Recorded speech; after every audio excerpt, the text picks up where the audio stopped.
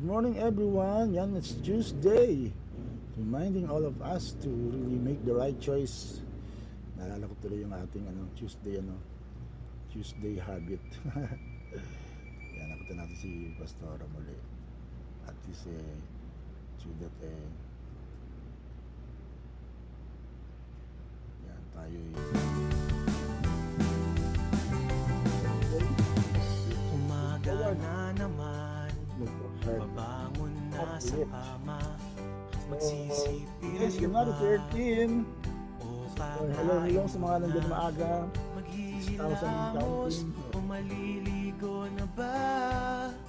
Happy birthday sa mga Di nag-birthday. mapili sa mga desisyon, ngunit isa lamang ang Si sigurado, Raymond Tanig. ikaw pa Happy rin birthday. ang pipiliin ko At sa happy birthday, Riley. Happy haba birthday ng sa buong araw. Ikaw pa ngayon sa mga rin kaibigan. ang Alam pipiliin ko, ko. Maging sa oras ng pagsubok, ikaw lamang ang pipiliin ko. Because every day is Tuesday. Nag-anniversary ng kasal. Dahil nag-anniversary ng kasal. Bibihis na ba Anniversary pa nagka o tayo ng kasal. mamaya Happy ako din. mamamalengke na? Ano kaya ang pwedeng kulang? Mamamasahe Anyway, happy anniversary mga nagka-anniversary. lang.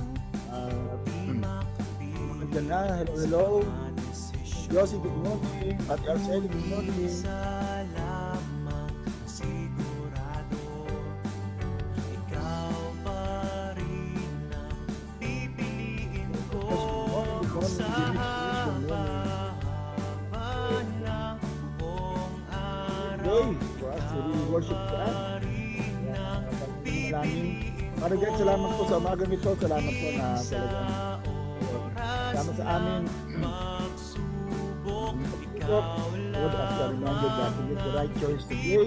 Lord, as we make mga piliin namin ng tama, piliin namin ng blessing, piliin namin talaga ang to spread the word, to spread, fill this world with love, to fill this world with good things, especially Lord ng limang salita. ikaw Ikaw lamang ang tunay na maluwalhati ang mga sa pag-usapan mo. araw-araw. Kayo, maraming pong Makakasama Please, ko, everyone say, di man Amen, Amen. ng salita, lamang ang Amen, praise God. Ang aming people, sa haba-haba ng Excuse me buong po. araw. Ikaw Lapos na sa prayer ko, I really pa talk rin better. ang pipiliin ko. Maging sa oras ng pagsubok, ikaw lamang ang pipiliin ko. Sa haba-haba ng buong araw, ikaw pa rin ang pipiliin ko. So, kapag nga rin kami nagsimbahay, family altar, Sino family, so shout out yan, kaya si Julie, Ikaw lamang ang pipiliin ko. Because every day Tata, kanina ngayon, napag-usap pa rin kami ng Every day is Tuesday. sama-sama tayo ay lalo na mag-bless.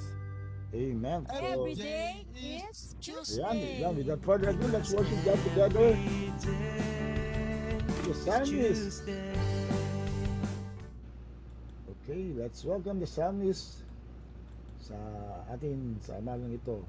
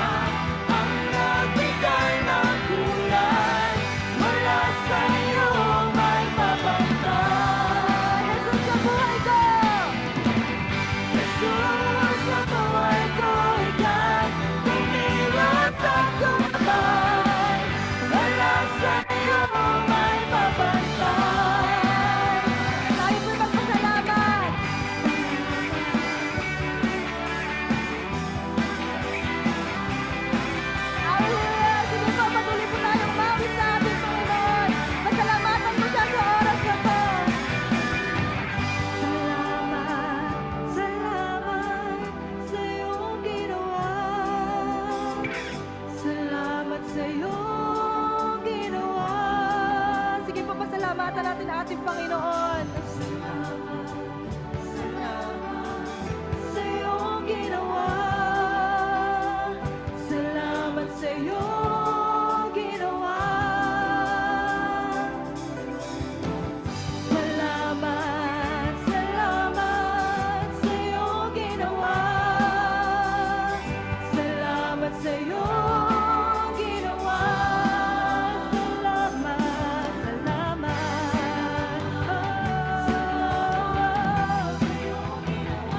Salamat, salamat sa iyo. Minsan pa po, salamat sa Panginoon. Salamat, salamat sa iyong ginawa. Salamat sa iyong ginawa. Salamat. Salamat, salamat sa iyong ginawa. Salamat sa iyong ginawa. Mula sa labi.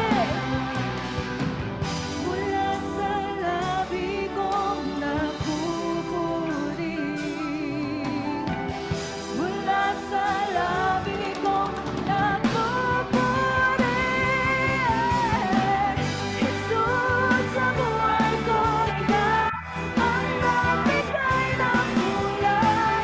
Wala sa iyo may pabantay. Jesus, sa buhay ko. Kumilos at kumamatay. Wala sa iyo may pabantay.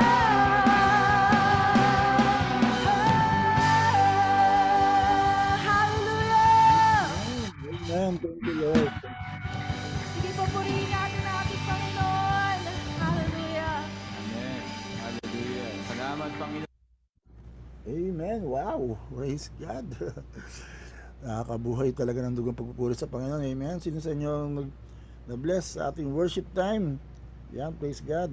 Salamat, Panginoon, sa bagong sa magdamag at pag-iingat, paggabay at pagmamahal mo sa akin at sa iyong pamilya. Amen. Yes, yes. We have a lot to thank God for. Talagang yan, kahit po yung pagising natin sa umaga, giving us another opportunity to live this life. Yan, kaya nga every gising sa blessing as we make the right choice today to really be reminded once again na tayo pagpili. At ngayon nga, ang ating pinag-usapan pa rin ay yung ating paghahanda. Ito lang as we are exploring this topic, napakalawak pala. Kala mo paghanda lang talaga, pero it we will really talk about Christianity in itself, kasi nga everything that we're doing, di ba? Lahat natin ginagawang pag-aayos sa buhay, lahat ng ating pinagdaanan, it all will come to that it will all lead to that day. We will meet up God in the air. We will meet up Jesus in the air. So are we ready? Lahat yun ay paghahanda sa pagdating ng Panginoon. Kaya nga, up for His coming. A new year ready. A new year ready for the King 2026. So nawa tayo ngayon talagang handang-handa. Handang-handa na. So sino sa inyo handang-handa na? Maghanda ka na, kapatid, kahit hindi mo birthday. Dahil anytime God the Lord Jesus will come. Pero as we prepare, let's enjoy the ride, let's enjoy the preparation. At kaya po nga pinusapan natin nga na New Year is not just about new goals, but it is about renewed readiness for Jesus' return. Yan talagang ito ay patuloy pag-aayos ng buhay as we make sure na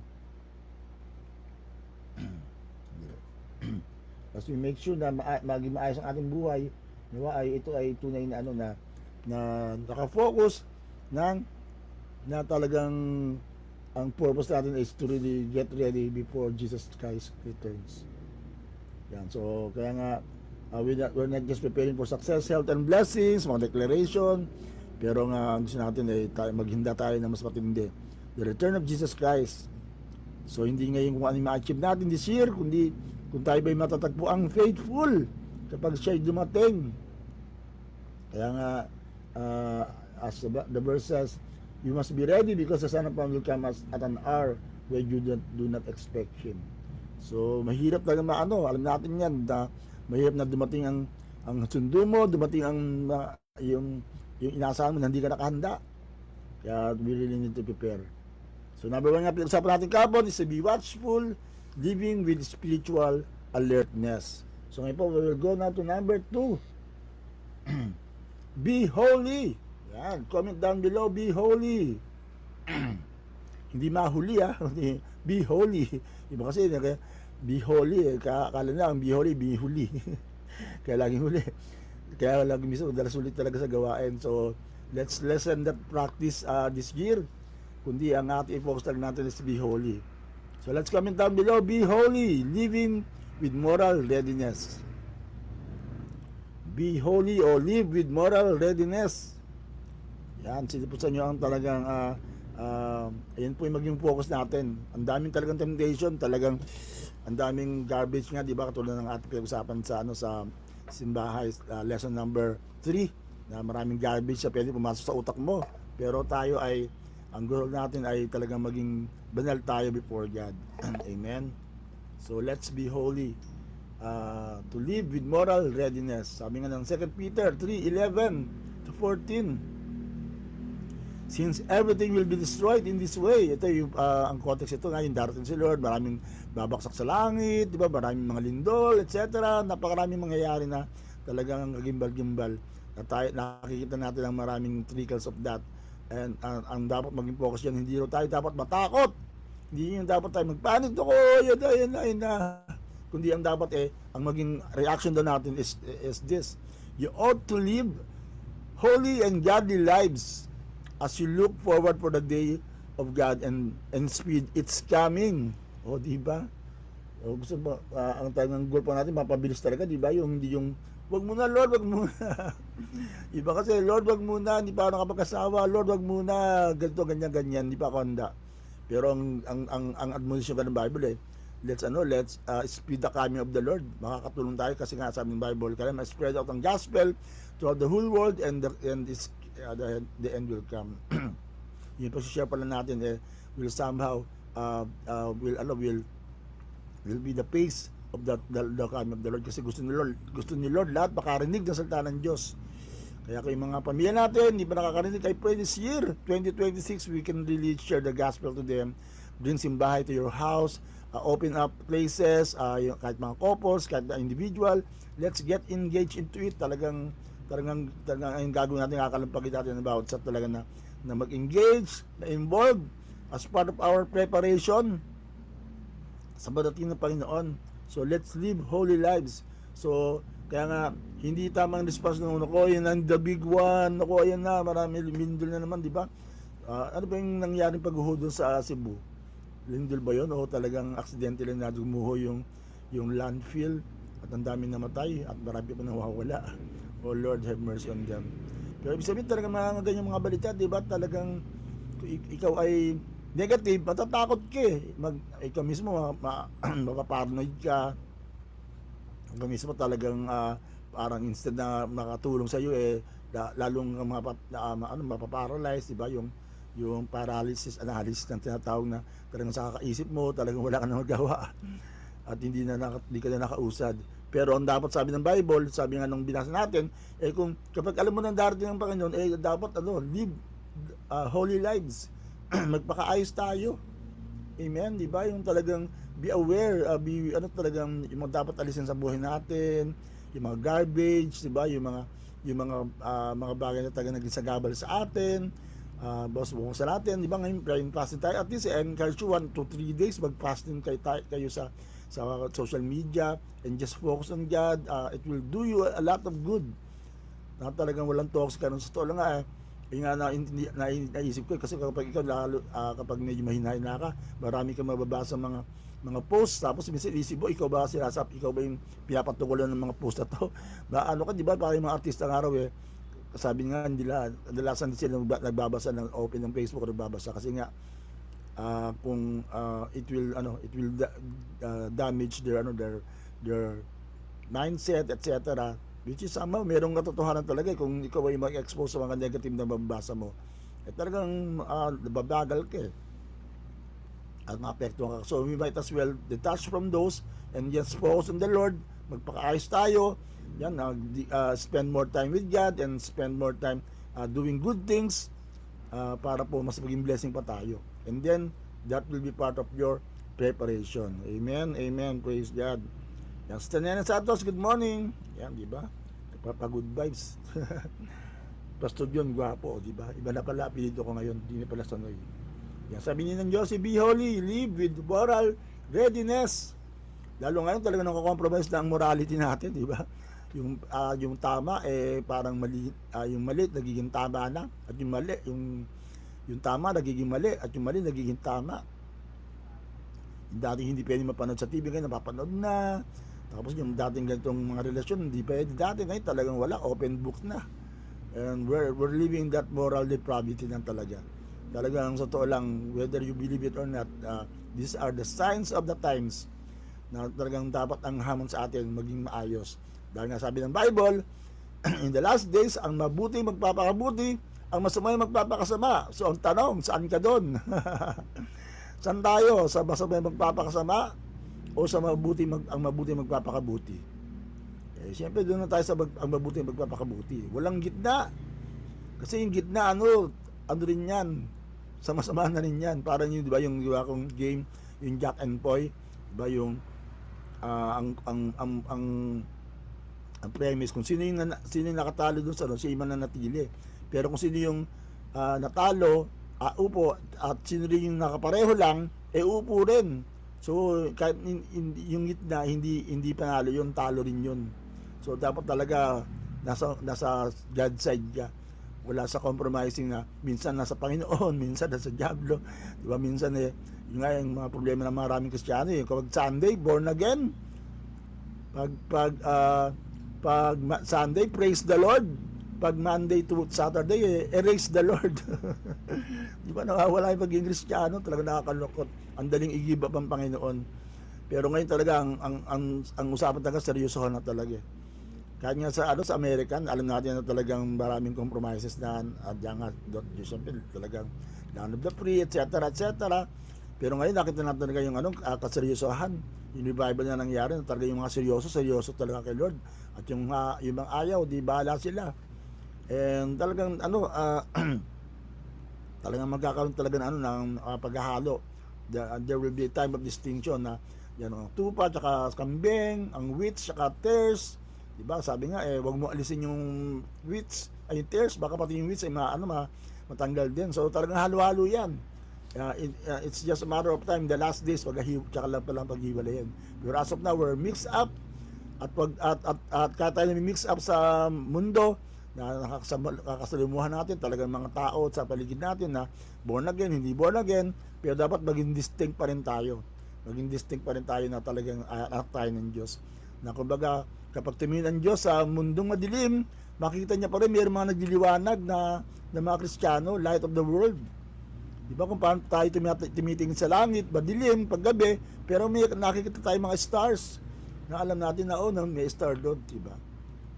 Ganun din tayo dapat na dapat sa gitna ng kadiliman, sa gitna ng mga negative situations, sa gitna ng mga negative things around us, mamamayagpag pa rin ang kabutihan, ang pagiging Kristiyano mo. Nagbibigay ng kaluwalhatian sa Panginoon. And everyone say, Amen, Amen. Palapakan natin ng Panginoon.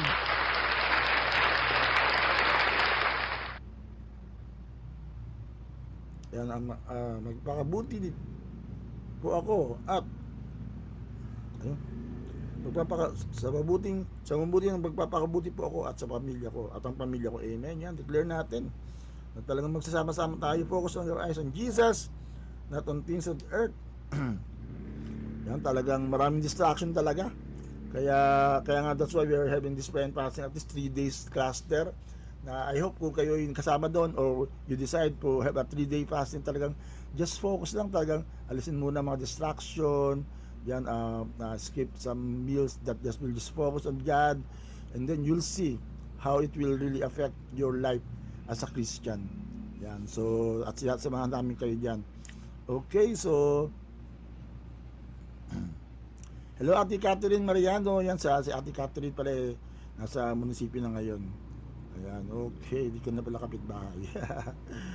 Amen. So, yan talaga, di ba? Talaga magpakaseryoso na talaga tayo. Sabi nga ng kanta, ito na ang panahon ng hindi na uso mag-backslide. Yan, wala nang tampo-tampo, sabi nga ni Bishop. Di ba? O, talaga nagkakaroon tayo ng kiskisan, pero let's set that aside. Kumbaga, mas manaig pa rin yung Panginoon, mas manaig pa rin yung pagmamahal, pagpapatawad, at mas manaig pa rin yung purpose ng Panginoon. At huwag natin gamitin ang Facebook para yung talagang instead mauo tayo magkaroon pa tayo ng mga divide. Kundi talagang gamitin natin ang lahat ng naayon sa salita ng Diyos na tayo ay lalo tayong mag-advance for the glory of God. So you ought to live life, sabi ng Bible. Grabe yan dami natin pag-usapan na as you look forward for the day of God and its speed, it's coming, diba? Yung pamumuhay pala natin na tayo ay kumbaga kung naghahanda ka na talagang imit si Lord, si Lord mismo ma-excite. Naku, gusto ko nang bumalik. Parang kasi nga diba, we will be married to Him. So, kung tayo excited, di masalo ma-excite si Lord, diba? Hindi yung, ano ba naman tong bride ko? Ayaw pa pala akong dumating. Gusto pang mag-wishy-washy. Hindi pa naghahanda. So, sana makita ni Lord na excited na tayo to meet Him. Excited tayo to really leave this earth any moment from now. Of course, we will still do what we need to do, saving people, doing good deeds, talagang being a blessing to others. Pero along the way, with that, yung puso natin talagang nasa Panginoon na. Sabi dito, that day will bring about the destruction of the heavens by fire, and the elements will melt in the heat. But in keeping with His promise, we are looking forward to a new heaven and new earth where righteousness dwells. Wow! Woo! Righteousness dwells. Yan lang talaga magtatapos sa corruption Yan lang talaga magkakaroon ng righteous government, magkakaroon talaga ng kaayusan ng mundo. While we are here on earth, talagang this world will be destroyed. Sabi nga, lahat talaga ito babaguhin Really nyo talaga, kumbaga, of course, what we're doing is to save as many as we can, pero this earth is talaga we know how this will end. Just read the Revelation. Napapalitan ni Lord ang langit at lupa. It will be a new heaven and a new earth. Talagang aayusin kung paano tayo nagpapaayos sa Panginoon. Kaya nga picture yan ng yung bigger picture ng mga smaller representation of what God wants to do on this earth. Yung ayusin ang buhay natin. Kaya magpaayos na tayo sa Panginoon. Amen. Magpaayos na tayo mga pag-ugali, mga frustrations natin, mga depression, mga bagay na talagang naging pabigat sa atin. Isuko natin sa Panginoon yan. Allow God to take control. Allow God to be God in your life this year 2026. Allow God na siya talagang kumilos sa ating buhay at tunay na siya nga ay mag-take over. Come, ano yung kanta natin? Come live in me all my life, take over. Amen, Lord. Come breathe in me and I will rise on eagle's wings. Wow, praise God. Woo! Come live in me, Lord. Take over. Ganyan ba prayer nyo ngayon sa 2026? O gusto nyo pa rin kayong mag-control ng buhay nyo? Pero as far as I am concerned, Lord, come live in me. Take over. Come live in my life. Come breathe on me. Diba? Meron ako mensahe dati, yung hingahan tayo ng Diyos. Diba? Yung sana ibang mundong hininga natin, sigh of prayers yan. Ay Lord, diba? Yung talagang you take the breath of God, give life to you, kapag ikaw nanghihina, kapag ikaw may mga pinagdadaanan, kapag ikaw may mga concerns, just allow God to breathe on you. You just allow God to take control of your life and fix things in our lives na ayusin mga dapat ayusin sa ating buhay. Yan, from the head down, di ba? Mga pagkakalintan natin, makakaisipan natin, mga negative thoughts. Ako talaga sa to lang, recently I was under attack ng enemy, and praise God, ang ganda ng mga revelation na binigyan ni Lord along the way, na talagang hindi natin na hayaan na ang kaaway ay talagang mag-take control ng ating minds, ng ating mga naisip, ng kahit mga minsan kahit malit na kaisipan malit na nagbabother sa atin it can really, naranasan niyo po ba yun na mayroong isang kaisipan o kaya mayroong isang thought na negative na nabasa mo, parang inisip mo ay people are against you or something like that, and it bothers you throughout the whole day, and talagang nawawala ka na sa wish, sa element mo or something like that, and it's the attack of the enemy. Amen. So kung magiging mahina ka, magpapa-apekto ka di ba? Pero just let it be, di ba? Parang just allow God to take control of your life. Anak, parang yung ang ganda ng mensahe na narinig ko, yung parable of the soil, di ba? Yung ang daming palpak doon, di ba? Yung palpak na punta doon sa batuhan, sa sa dawagan, sa daan, lahat naging negative, tapos isa lang yung lupa na naging positive, di ba? Kahit pala ibig sabihin kahit maraming nangyari sa buhay mo na negative, pero magkaroon ng isang positive, it can cover up the whole mistakes or the whole problems that you went through. Sabihin it's more than enough. Yung magkaroon ka lang sa blessing, magkaroon ka lang sa tagumpay, that can be a good testimony at all. But one beats all, parang ganon. At ganon si Lord sa atin. Amen. It will only take just one move or one miracle in your life that can cover everything, every loss that you have. Isang palalo lang, tanggal ang lahat ng talo mo, tanggal ang lahat ng ng bigat sa buhay mo. Di ba ganun naman talaga? Di ba marami kang iyak, marami kang problema, isang pasok mo lang sa presence of God, just a couple of minutes or something like that, while everything else will dissipate. Di ba? Dranggaga ang damdamin mo, talagang, di ba sabi nga ng kanta natin, when I'm in your presence, I know, I can see clearly, yung things I thought so terrible won't matter at all. Wow, yun na pala, di ba? Yung mag-spend ka na sa presence of God, talagang, yan, maayos ka na. So, you can be morally ready and being prepared even for the coming of the Lord. Wow, palaparan natin si Lord for that. Amen. So talagang lakad talo talaga. Kahit na isang panalo mo lang mo sa buhay mo, kahit na isang pagkakataon mo lang sa presence of God, talagang lahat malilipat na. Ganun ka makapangyarihan si Lord sa buhay natin. Yeah, one moment with the King. Woo! Grabe yung movie na yun. One moment with the King. Talagang it will shatter everything. Every plan of the enemy will be broken, di ba? Katulad niya ng nangyari kay Esther, ang daming balak ng kaaway sa kanila and all that, pero isang pagkakataon lang ng pagharap niya sa hari, lahat yun napalis. Wow, thank you Lord. So di ba kaya lalo ka manggigigil sa sa pagpasok sa presence of God, kasi alam mo it matters most yun ang pinakamahalaga talaga sa lahat. Ito yung magbabago talaga lahat ng bigat mo, lahat ng sitwasyon sa buhay mo, lahat ng lungkot mo, lahat ng mga pagod mo, lahat, di ba? Sabi, isang lapit lang, anak, come to me, all you are labor and heavily laden, and I will give you rest, and everything else, wow, will just be okay. Wow, okay, amen. Napapasayo ko talaga.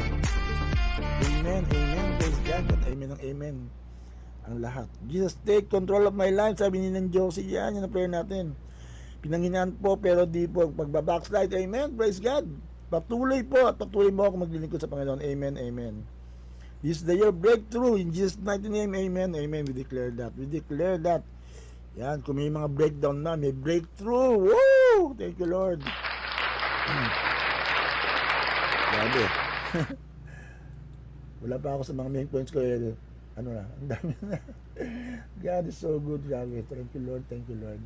Salamat din sa mga loved ones natin, yan, sa mga nakausap ko kahapon. It helped me a lot kasi nagkaroon talaga ng konting kasi last week nagkasabay-sabay yung physical attack and emotional attack, 'di ba? Yung loneliness and all that. Tapos marami pang mga yung mga konting talagang ganun talaga yung kaaway, di ba? Kahit na minsan malilit nakaka-apekto talaga. Pero just kung maging maayos lang talaga, ma-focus ka sa tamang pananaw, then everything else will just be so perfectly well. Verse 14. Woohoo! So then, dear friends, hello friends. Since you are looking forward to this, di ba? Since you are looking forward to this, make every effort. Yan ang ating goal natin ngayon sa 2026. Make every effort to be found spotless, blameless, and at peace with Him. Wow! Yan ang natin maging focus. Amen. Wag yung mga sagot sa lahat ng mga atake sa iyo, wag yung mga ginagawa ng kaaway, wag yung mga bagay na talagang dumidistract sa atin. Ang effort natin sa 2026 to be found spotless, blameless, and at peace with Him. Wow. Grabe, iba yung spotless, iba yung blameless. Maganda pag-aralan to. Na talagang, na ang effort natin talaga, yung, of course, walang bahid dungis, talagang ibig sabihin niya maaaring hindi ideal to, parang ibig sabihin parang sa natural hindi parang mahirap gawin, di ba? Kaya ako naligo ko madamay madudumihan ka na, pero there's una-una there should be the effort, di ba? Yung hindi yung wala lang. Kumbaga kung naligo ka kapag ikaw ay tumanggap sa Panginoon o kaya talagang you were in the presence of God, hindi yung mawawala yung mawawala yung desire mo sa kaaway, sa kasalanan, at talagang you will be careful, di ba? Hindi careless sa paglakad sa mundong ito, di ba? Yung talagang be careful little hands what you do, di ba? Be careful little eyes what you see, be careful little feet where you go, di ba? Di ba? Be careful little heart what you feel, be careful little ears what you hear, di ba? Kahit na, be careful little nose what you smell. Be careful little mouth what you say. Talagang will be careful. Yung talagang there's an effort, hindi lang yung malay ko ba't pakialam po, yung parang gusto mo masabi, prank ako naku, hindi ganun. Alam natin na there should be self-control. One of the fruit of the Spirit is self-control. At ano ibig sabihin ng self-control? Control of self, di ba? yun, di ba? You control yourself. Yung talagang ikaw mismo, yung may effort. Of course, there's the Holy Spirit. Kaya nga fruit of the Holy Spirit ni-empower na tayo ng Holy Spirit. So, allow Him. Let the Holy Spirit take charge. Yung nga sinasabi na natin na, come live in me, take over. Siya ang chupper ng buhay, di ba? Let God take the driver's seat. Sabi nga ng kanta ni Carrie Underwood ba yun? Jesus take the wheel. Parang yung Christian song yun, no? Kinanta lang ng winner ng ng American Idol, di ba? So may mga Christian talaga na kahit nasa secular sila, standing up for Jesus, and we commend them for that. Wow, dumami mga ganung tulad ng mga ng mga ng mga celebrities na ang itatangal nila si Jesus. Katulad niya, hanga ako dun sa player ng ng Lasal, kahit na ako yung taga UP, kahit na UP ang aking root sa UAAP, na nag-champion Lasal, tapos ang naging MVP ay si Michael Phillips. Grabe, napakalalim. Nung Jay inawardan wala siyang binanggit sa MVP. Ang binanggit niya si Jesus. Ang binanggit niya, tanggapin niyo si Jesus, siya ang the real deal, ganyan. God did it, siya ang nagpanalo sa amin. Talagang wala siyang ibang tinaas kundi sa Panginoon. Wala lang siyang kinuwang glory kahit sa team niya. Nadala niya yung team niya na talagang ibigay ang glory kay God. Wow! Kaya sabi ko, kahit hindi nag-champion UP, okay na okay ako. Dahil nataas si Lord sa pamamagitan ng taong ito na mas pinagmamalaki si Lord kaysa sa na-achieve niya na championship at MVP pa at that. So nawa, dumami ang mga ganung tao na talagang si Lord ang pinagmamalaki. Amen. So make every effort to be spotless, blameless, and be at peace with Him. Yung talagang make sure na ayos ang relasyon natin sa Panginoon, maayos ang buhay natin, maayos talaga ang ang ating walk with God. Amen. Praise the Lord, praise the Lord. Amen. Ayan. So, ano ba ibig sabihin nito? Ng be holy. Kasi natin, meaning, Jesus is not just coming for busy church. Yun, hindi lang yung parami ng ginagawa. Kaya nga, mag-i-aware din tayo He's coming for a pure church. Wow! What a powerful reminder for all of us, even for our church, Na wag lang tayo maging busy-busy yan, di ba? Yung busyness natin dapat para sa pag-aayos ng buhay, hindi lang para may magawa. Kundi let us pursue this purity, let us pursue this holiness that God wants to be seen in our church. Totoo lang, kung meron talagang struggle ngayon ng church as a whole in our time, yung struggle ng compromise. Diba sabi nga ng iba ang problema raw sa mundo ngayon, ang world, ang church nagiging worldly. Pero dapat daw ang world ang magiging churchy, di ba? So, of course, may mga standards na talagang nasa mundo na dapat mas excellent in church, pero not to the point na talagang mako-compromise tayo. Di ba? Yung kumbaga, we should know our purpose. And ako, yun ang binabantayan ko, na huwag lang natin ginagaya yung ginagawa ng mundo, kundi we set the standard, di ba? Tayo yung nag-set ng standard. So let us not just be busy, but let us be pure for the Lord. Talaga maging holy before God. So and another thing, holiness is not perfection. Di ba? Kasi nga ang hirap maging perfect, di ba? Sabi nga, if you look for a perfect church, lumipat ka rin malamang mawala na yung perfection ng church kasi lumipat ka Di ba? Kasi maraming tao ngayon kaya lumilipat-lipat sa church. Kasi kadalasan ng dahilan, minsan talaga, naghanap ng perfect church, may nakita ng kapalpakan sa isang church, lipat ako sa kabila. Tapos may nakita ng kapalpakan, lipat na naman sa kabila. Church hopping, grasshopper Christian. Pero you cannot really find a perfect church. Kahit nga si perfecto and perfecto, hindi perfecto, di ba? Kasi nga tao tayo. Pero ang holiness na binabanggit dito, syempre yung separation for God. Yung talagang alam mo, that's the meaning of holiness. You're set apart. You're separated for God. Yung nasa right bow nga, yung sinasabi nasa right na talagang ikay para sa Panginoon. Na talagang no compromise, na talaga ang gagawin mo kalooban ng Panginoon, ang gagawin mo ay tunay na si Lord ang maluwalhati sa ating buhay. And everyone say, Amen. Yan. Jesus is not coming for a busy church. He is coming for a pure church. Yan. So that will be our goal.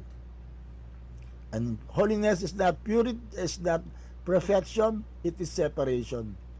Talagang huwag tayong matagpuan na nako-compromise na tayo sa ating belief, sa ating mga ginagawa. Na talagang maging tayo, maging distinct pa rin tayo as far as the Lord's is concerned. And kaya nga dati ang ibig sabihin nga ng pace setters dapat talagang setting the standard, not following the trend. Yan kasi minsan problema talaga ng Christian tayo sumusunod sa trend. Kung ano uso sa mundo, ano yung mga dinasabi nila, ganun din ginagawa natin. So kung meron tayong hindi dapat i-compromise, syempre yung ating buhay mismo, yung ating purity for the glory of God. And everyone say, Amen and Amen. Praise God. Thank you, Lord. Thank you, Jesus. So, holiness is not perfection. It is separation unto God. Yan. You're set apart for God. Para kay Lord lang tayo. Amen. Yan. Kaya nga, kapag ikay para kay Lord, priority mo si Lord. Kung saan ka inaasahan ni Lord, nandun ka. Sa gawain, diba? Sa mga talagang sa kanyang misyon, diba? Hindi yung parang si Lord ang humingi pa ng panahon, paamot ng ilang sandali. Parang si Lord pa yung nagmamakaawa na bigyan mo naman akong konting panong kahit konting pagtingin kung manggagar. Parang ganun si Lord sa atin minsan, diba? Kahit konting patingin lang, kahit konting panahon lang, come on. Diba? Parang kumamakaawa. Pero kung alam mo para kay Lord, you will give the right time for God. Diba? That's kahit sa pagbibigay, diba? Sa tithing, yun po ibig sabihin nun hindi pera ang involvement, hindi ang pera ang issue dito yung pagbibigay mo ng priority kay Lord, yung pagbibigay mo na ng tamang pag-una sa Kanya. Kaya kayong tithe, for example, ay it's not the last 10%, it is the first 10% na kung talagang kay Lord ka, any blessing that you receive, aalis mo na talaga kagad na para kay Lord. So it's the attitude of the heart. It's not about the amount. It's not, meron tayong first fruit, Ang goal natin, kung ano yung unang bahagi ng ating mga tinanggap sa 2026, ibibigay natin kay Lord. So that's the challenge. Ano yung unang bahagi na ibibigay sa Panginoon? Unang sweldo, unang linggo, unang araw, whatever your heart is. Ngayon ang bibigay mo. Ako meron na nasa pusok talaga, medyo first time kong gagawin to, pero I would like to honor God with that, kasi alam ko that is how it should be done. Na talaga yung talagang malaking unang bahagi ng buhay ng blessing mo, ibibigay mo sa Panginoon. That is not bragging, that is not about money, but it's about the heart, the issue of the heart, the attitude of the heart, that you would like to honor God with the best, diba? Honor God with the first fruits and the best, and then yun po yung nagpapakita na you are for God, you are separated for God. Amen. So maraming paraan na talagang ipapakita natin na talagang tayo sa Panginoon, na talagang ipakita natin sa mundo. Ipakita sa mundo na ikaw ay Kristiyano, di ba? Ibang Kristiyano, di ba? Dahil ganun ang ano natin maging mindset natin. So application, how we will apply this? Yan, ako, ano na pala. Anyway, number 1, repent of compromise. Woo! Yan, kung may mga compromise tayo nagawa, repent tayo. Talagang, yung kaya alam, kasi exposed tayo talaga So, kung meron talagang nako-compromise tayo na mga issues, then repent of that talagang. Iyan natin sa Panginoon yan. Yan sa mga ating association, sa ating mga involvement, mga exposures sa mundo, sa social media. Make sure na you will keep yourself intact, na yung morality mo ganun pa rin. Nakakapanood ka ng, syempre, di ba? Di mo ba iwasan makapanood ka ng mga tinatanggap ng filosofiya ng mundo Pero dapat meron kang mindset, Lord, hindi ko tinatanggap yan, di ba? Yung mga relasyon na napapanood natin. Tapos you will not just agree with that, you will not just participate with that. Alam mo na na hindi tama yan. For example, may mga kaibigan ka ng mga di ba? Hindi man talaga maiwasan na meron ka mga kaibigan na nasa compromising situation Kumbaga, yung sinasabi natin na pwede ka makisama pero huwag kang makisama, di ba? Make sure na you're still intact with you don't they know that you don't agree with what's happening in their lives, etc. Pero you love them, you reach them out, you pray that they will be led back to Jesus, pero ikaw mismo you will not compromise. Repent of any compromise. Pangalawa, renew your commitment to righteousness. Yan talaga. Meron tayong commissioning day, talagang we will commit ourselves once again. Una sa righteousness. Na talagang let's renew our commitment, na talagang sa pagbabasa ng Bible, pag-pray. Yan, talagang maganda yung renewal of commitment. Ang maganda may New Year, although di ba kailangan ka magsimula maghintay another New Year just to be changed. Anytime, any day, you can really start. Every day can be a new year, di ba? Every day can be a new day to start your commitment to righteousness. Na talagang, Lord, talagang I commit myself to really live the life you wanted for me to live for your glory. Amen. So let's have that renewal. Magandang ginawa namin sa JPEG, and I think we will apply that sa commissioning day, na talagang magkakaroon tayo ng renewal of ourselves, na talagang ikaw mismo mag-declare kung ano yung commitment mo sa Panginoon for the year 2026, at ang gagawin mo para sa Panginoon, na talagang ikaw ay talagang mas lalo maging mas seryoso sa Panginoon, mas magiging gagawin mo yung pinapagawa sa inyo, Lord, at hindi ka lang basta lilipas ang 2026 nang walang nangyari sa buhay mo, kundi talagang you make sure na si Lord ang talagang naita sa buhay natin. Amen. Let's make that commitment. Amen. Amen. Yan, yung New Year commitment. Pastora Marita, good morning. Good morning. Yan, so napaka-powerful na mga gandong katotohanan. So let's renew our commitment to righteousness. And pangatlo, ayan, let go of habits that dull your spiritual sensitivity. Yan, daming habits na dapat talaga. Yan, yung Facebook, bawas-bawasan natin. Sabi nga, 7 hours a day. Can you imagine 7 hours a day average ng Pilipino sa Facebook? Can you imagine that? Magbawas-bawas tayo ng 1 oras na long oras Ang laking bagay. How much more kung talagang you will let go of at least a day in a week na walang talagang hindi ka mag-uubos ng oras sa pag-scrolling, di ba? Sinasin nyo yung parang namamadin na yung kamay nyo sa kaka-scroll. Di ba? So, let go of habits, bawas-bawasan. Kung di mo matanggal lahat talaga you let go of things that dulls your spiritual sensitivity and focus more on God. Yan. Kaya nga kung gagamitin natin yung technology, sana para sa Panginoon, di ba? Listening to praise and worship, word of God, and then mga teachings, and then yung sharing mo ng gospel ay mas ginagawa mo yun. So let go of habits, mas palitan natin na talagang mas makakatulong sa atin. Kaya ang tanong natin ngayon sa taong to, New Year question, is my lifestyle preparing me for His coming or pulling me away from Him? Di ba? Ano ba nangyayari sa buhay mo ngayon? Ito ba naglalapit sa Panginoon o naglalayo sa iyo sa Panginoon? So dalang bagay lang yan, di ba? Ikaw ba'y nalalapit o ikaw ba'y nalalayo? Lumalapit, lumalayo. Sabi nga, ikaw ba'y pataas na pataas o bababa na pababa? Dalawa lang yan na. Dalawa lang yan, di ba? Up or down? Uplift, di ba? Dapat uplift tayo. Yan ang talagang tayo ay mas maging excited sa ginagawa ng Panginoon sa ating buhay, mas mataas. Kaya nga yan magkakaroon tayo ng second service para sa mga kabataan sa 25. Meron nasa heart ko na word rise up, diba? Kasi nga live up for His coming, talagang dapat mag-rise up talaga tayo. Rise up, youth. Yan, let's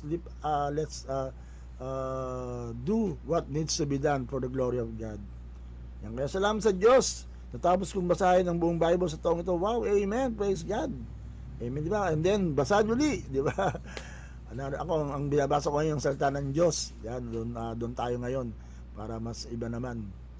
Yan, so let's get excited. Nakaka-excited ang Word of God. So tulong ako, binabasa ko, dumadaan ulit tayo sa Bible ng ngayong taon. Pero ang dami ko pa rin natututunan, grabe. Ang dami pa rin revelation, talaga nakaka-excite. So let's do this for the glory of God. Kaya nawa, let's make a commitment na maglapit sa Panginoon lalo, hindi palayo. Let's live a holy life. Let's live with the moral readiness for the glory of God. Amen. So tayo pa manalangin. Hallelujah. Father God, salamat po sa umagang ito. Salamat po sa reminder na for us to live a holy life, Lord, for your glory. At talagang maging ready kami morally sa pagdating mo, Panginoon. Kung may mga compromises ba kami na nagawa sa buhay namin, Lord, I pray na patawarin mo kami at ayusin namin, Lord. Ang dapat ayusin, Lord, let go of the compromises, oh God. Kung mayroong dapat bitawan, dapat hiwalayan. Kung mayroong dapat na talagang lakaran, ay yung lakaran namin ngayon sa 2026. Nasundin namin na yung kalooban at hindi ang aming naisin, Lord, hindi yung aming parang inisip na tama, kundi yung tama na ayon sa iyong salita, Panginoon. Lord, dalangin po namin na you will nabalikan mo ang church mo na matagumpay, na handang spend the rest of the eternity with you, because we will give up, Lord, mga bagay na talaga hindi naman talaga dapat na kasama na namin sa iyo, kasama namin na we'd rather, sabi nga ng iyong masalita kung kailangan putulin ng kamay, ang mata, alisin ang mata, ay gawin namin para makapunta kami sa langit na kahit walang kamay, walang paa. Sabihin, mas mahalaga talaga yung kami maging maayos sa iyo kaysa yung makompromise ang aming buhay. Kaya salamat sa Panginoon dahil alam po namin marami kang tinuturo sa aming buhay at mas alam po namin na mas maraming kang gabay na gagawin sa amin sa 2026. So we commit our lives to you to live the holy life according to your word. Lord, pagpalaan mo po bawat sa nakasama namin ngayon at yung mga makakapakinig pa nito, Lord, I pray that all of us will be challenged to live this life for your glory, na talaga mas maging sensitive kami sa pangunguna mo, pagkilos mo at conviction mo. In the name of Jesus, patawarin mo po kami sa anumang pagkukulang at maayos na nga ito, Panginoon, at talagang kami po ay lumakad ayon sa iyong kalooban. At ibig mga may birthday ngayon at anniversary ng kanilang mga kasal, I pray that you will just bless them and make their lives shine for your glory, O God, at yung mga pagsama nila ay lalo pa mapagtibay for your glory, O God. Kaya patuloy pa lang ibibigay sa lahat ng kapunan at kaliwalatian upang patuloy kaming pumili ng tama for your glory. For this we pray in the name of Jesus, and everyone say Amen and amen. Praise God. Praise the Lord. Yan. Yan sa pangalan po ng ating ng ating tema ngayon this day na to make the right choices because it's Tuesday. Ay po nawa ay patuloy na pumili ng tama po ng glory of God. Amen. So by the grace of God, magkita tayo tomorrow 7 a.m. dito po rin po sa Every Gising is a Blessing. God bless, God bless. Shalom, shalom mga leaders. Kita-kits tayo mamang gabi. Yan 7 p.m. mga lalaki sa church po tayo para we can have prayer time and really focus on the presence of God. God bless. God bless. See you. Ikaw pa rin ang pipiliin ko sa haba God bless. ng buong araw. Ikaw pa rin ang pipiliin ko maging sa oras ng pagsubok. Ikaw lamang ang pipiliin ko because every day is Tuesday.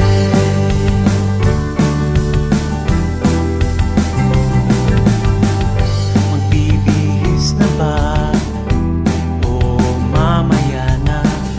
Mamamalengke na? Ano kaya ang pwedeng ulam? Mamamasahe o maglalakad na lang?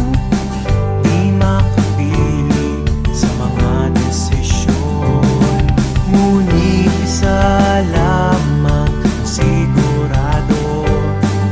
Ikaw pa rin ang pipiliin ko sa haba-haba ng buong araw. Ikaw pa rin ang pipiliin ko maging sa oras ng pagsubok. Ikaw lamang ang pipiliin ko because every day is Tuesday.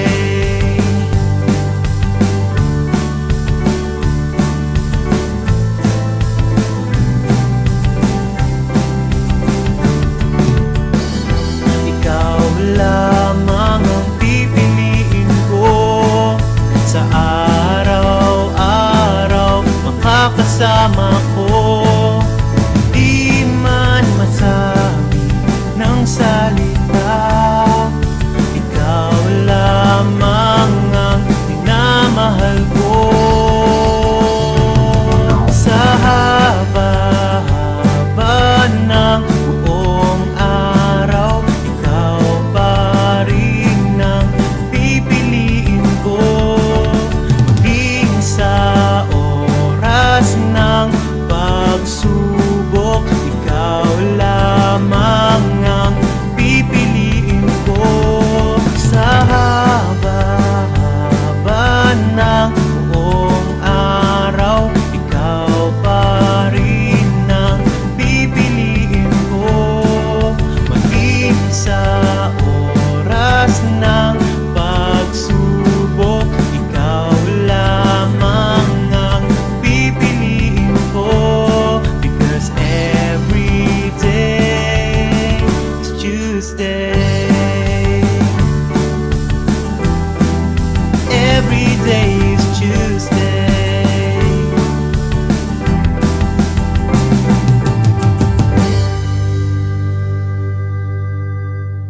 Every day is Tuesday. Because every day is Tuesday.